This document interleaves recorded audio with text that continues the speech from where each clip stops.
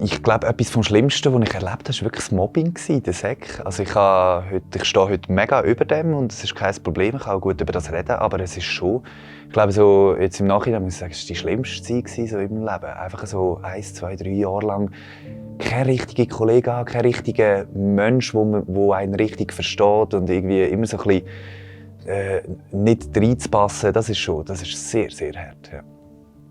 Ich wollte eigentlich nicht zu lange nachdenken, sondern halt so gerade versuchen, was mir gerade in den Kopf kommt, das auch zu sagen. So. Und darum glaube ich, etwas vom Schlimmsten ist, Menschen zu verlieren, die ich gerne habe. Ob es jetzt sei, dass sich irgendwie eine Freundschaft wegen irgendetwas auflöst oder ob es jetzt mit einem Unfall oder mit einem Tod zusammenhängt. Aber so einfach, dass einfach ein Mensch plötzlich nicht mehr da ist, wo halt so normal war, dass er da ist und für dich da ist. So. Und ich glaube, das ist schon etwas, was mich sehr mitnehmen kann. Ich glaube, Verlust ist etwas vom Schlimmsten, was ich erlebt habe bis jetzt. Ich würde sagen, ich hatte eigentlich recht eine gute Kindheit und bin mega behütet eigentlich aufgewachsen und habe recht lange nicht so mit Verlust konfrontiert oder so gesagt. Und jetzt in letzter Zeit gibt es irgendwie immer mehr Leute, die sterben in meinem Umfeld, aus meinem näheren Umfeld, wo dann schon das tut weh irgendwie. Und so etwas, was ich halt nicht gekannt habe bis jetzt.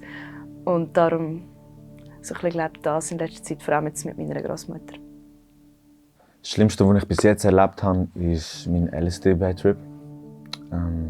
Ich hatte dort eine Nahtoderfahrung und habe gemeint, dass ich sterbe. Und das hat mich sehr, sehr weit zurückgeworfen. Aber ich habe gekämpft, ich habe alles gegeben und habe mir gesagt, ich bin clean nach dem Tag. Und dann habe ich von 0 auf 100 mit allem aufgehört. Mit Kiffen, Kokain, LSD, MDMA, alles. Ich bin jetzt seit glücklichen 2 Jahren clean. Es ist gleichzeitig das Schlimmste und das Schönste gleichzeitig. Ein bisschen speziell, aber ich habe meine Großmutter verloren vor 2 Jahren in Brasilien. Und an dem Tag, wo ich gelandet bin in Brasilien, ist sie leider auch gestorben. Und wir sind direkt an die Beerdigung gegangen. Und ich habe noch nie eine brasilianische Beerdigung gesehen, aber es ist mega schön und traurig gleichzeitig. So etwas habe ich noch nie erlebt. Aber meine Familie hat so viel Liebe und hat so schöne letzte Sachen mitgegeben. Und der ganze Prozess der Beerdigung war so viel anders. Und wir haben nachher auch zusammen gegessen und darüber gelacht, was wir erlebt haben mit ihr. Und das war mega schön, obwohl es ein mega trauriger Anlass war. Ich würde behaupten, ich habe eigentlich nicht viel erlebt, was schlimm ist.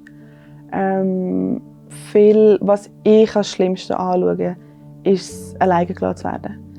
Ganz viel, und es ist nicht etwas wie irgendwie, ich weiß nicht, ein Unfall oder sonst etwas so, sondern viele verschiedene so Situationen, die es einfach mega getriggert haben. Ja, einfach so das alleine gelassen worden sein von verschiedensten Leuten in meinem Leben. Etwas vom Schlimmsten, was ich bis jetzt erlebt habe, ist wahrscheinlich, dass ich mich von einer Person trennen musste. Also ohne, dass ich es wirklich wollte oder beeinflussen konnte. Respektive eine Person, die mir sehr wichtig war, ist eigentlich so aufgrund von also es hat Gründe gehabt, die ich halt nicht beeinflussen konnte, dass sie halt einfach aus meinem Leben gezogen worden ist und ich nicht mehr wirklich Kontakt mit ihr haben konnte.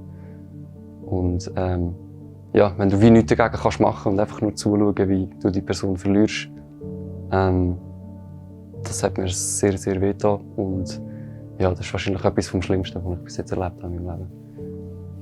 Ich glaube, etwas vom Schlimmsten, was für mich persönlich auch generell schlimm ist Menschen zu verlieren. Vor allem Menschen, die mir sehr, sehr wichtig sind. Und das ist mir schon oft in meinem Leben passiert. Oder es war so, dass es fast passiert.